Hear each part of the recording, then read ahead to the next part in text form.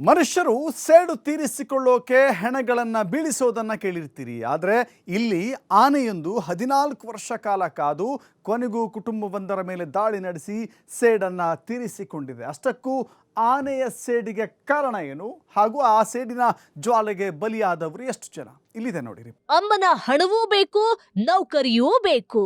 ಮಗಳ ದುರಾಸೆಗೆ ಟೀಚರ್ ಅಮ್ಮ ಬಲಿ.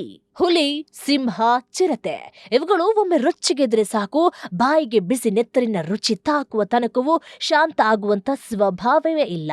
ಅದರಲ್ಲೂ ಸೇಡಿನಿಂದ ಕುದಿತಾ ಇದ್ರೆ ಒಂದೇ ದಾಳಿ ಎದುರಿದ್ದಂಥ ಪ್ರಾಣಿ ಗುಂಡಿಗೆಯನ್ನ ಬಗೆದು ಬಿಡುತ್ತೆ. ಇಂಥ ನರಭಕ್ಷಕ ಪ್ರಾಣಿಗಳ ಕತೆ. ಆದ್ರೆ ಇಲ್ಲೊಂದು ಗಜರಾಜ ತನ್ನ ಸೇಡಿಗಾಗಿ ಬರೋಬ್ಬರಿ 25 ಜನರನ್ನೇ ನಿರ್ದಯವಾಗಿ ತುಳಿದು ಕೊಂದು ಹಾಕಿದೆ.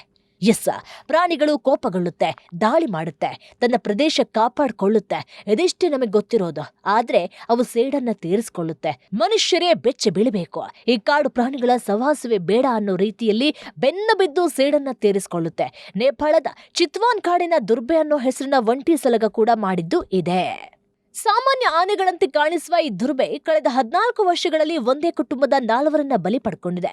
ಶನಿಚರ ಬೋಟೆ ಎಂಬ ವ್ಯಕ್ತಿಯ ಕುಟುಂಬ 2012ರಲ್ಲಿ ಚಿತ್ವಾನ್ ರಾಷ್ಟ್ರೀಯ ಉದ್ಯಾನವನ ಸಮೀಪ ವಾಸ ಮಾಡ್ತಾ ಇದ್ದ ಈ ಕುಟುಂಬದ ಮೇಲೆ ದುರ್ಬೆ ಮೊದಲ ಬಾರಿ ಮರಣದ ಹೆಜ್ಜೆಯನ್ನ ಇಟ್ಟಿತ್ತು. ಆ ದಾಳಿಯಲ್ಲಿ ಶನಿಚರ ಬೋಟೆ ಅವರ ತಂದೆ ಮತ್ತು ತಾಯಿ ಆನೆ ತುಳಿತಕ್ಕೆ ಬಲಿಯಾಗಿದ್ರು. ಕಣ್ಣೆದ್ರೆ ತಂದೆ ತಾಯಿಯನ್ನ ಕಳೆದುಕೊಂಡ ಕುಟುಂಬ ಆ ಜಾಗವನ್ನೇ ಖಾಲಿ ಮಾಡಿ ದೂರದ ಇನ್ನೊಂದು ಪ್ರದೇಶದಲ್ಲಿ ಬದುಕನ್ನ ಕಟ್ಟಿಕೊಂಡಿದ್ರು. ಹಳೆಯ ಮನೆಯಿಂದ ಸುಮಾರು 17 ಕಿಲೋಮೀಟರ್ ದೂರದ ಜಗತ್ಪುರಕ್ಕೆ ಶನಿಚರ ಬೋಟೆ ಕುಟುಂಬ ಹೊಸ ಊರು, ಹೊಸ ಮನೆ, ಹೊಸ ಜೀವನ ಅಂತ ನಿಟ್ಟುಸಿರು ಬಿಟ್ಟಿದ್ರು. 14 ವರ್ಷಗಳ ಕಾಲ ಎಲ್ಲವೂ ನೆಮ್ಮದಿಯಾಗಿತ್ತು.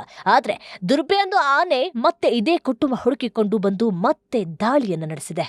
ಹೌದು, ಜುಲೈ 4ರ ಮಧ್ಯರಾತ್ರಿ ಇಡೀ ಊರೇ ನಿದ್ರಾಲೋಕದಲ್ಲಿ ಇತ್ತು. ಅಷ್ಟರಲ್ಲಿ ಮನೆಯ ಹೊರಗಡೆ ದುರ್ಬೆ ಮತ್ತೆ ದಾಳಿಗೆ ಸಿದ್ಧವಾಗಿ ನಿಂತಿತ್ತು. ಮನೆಯ ಮಣ್ಣಿನ ಮನೆಗೋಡೆ ಮೇಲೆ ದಾಳಿ ಮಾಡಿ ಮನೆಯೊಳಗಿದ್ದ 25 ವರ್ಷದ ಮಹಿಳೆ ಮತ್ತು 4 ವರ್ಷದ ಪುಟ್ಟ ಮಗುವನ್ನ ಬಲಿ ತೆಗೆದುಕೊಂಡಿತ್ತು.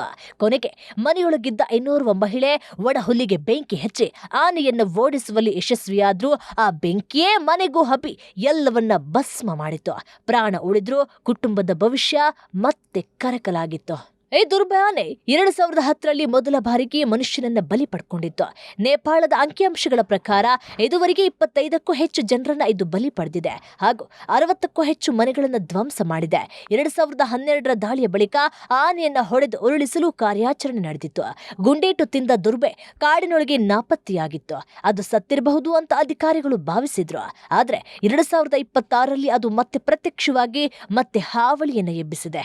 ಅಷ್ಟಕ್ಕೂ ಈ ಆನೆ ಹೀಗೆ ವರ್ತಿಸಲು ಕಾರಣ ದುರ್ಬೆ ಚಿಕ್ಕ ವಯಸ್ಸಿನಲ್ಲಿ ತನ್ನ ಗುಂಪಿನಿಂದ ಹೊರಗೆ ಹಾಕಿದೆ.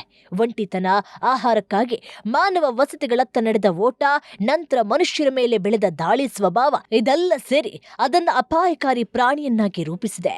ಸದ್ಯಕ್ಕೆ ಸ್ಯಾಟಲೈಟ್ ಟ್ರ್ಯಾಕಿಂಗ್ ಕಾಲರ್ ಅನ್ನ ಅಳವಡಿಕೆ ಮಾಡಲಾಗಿದೆ.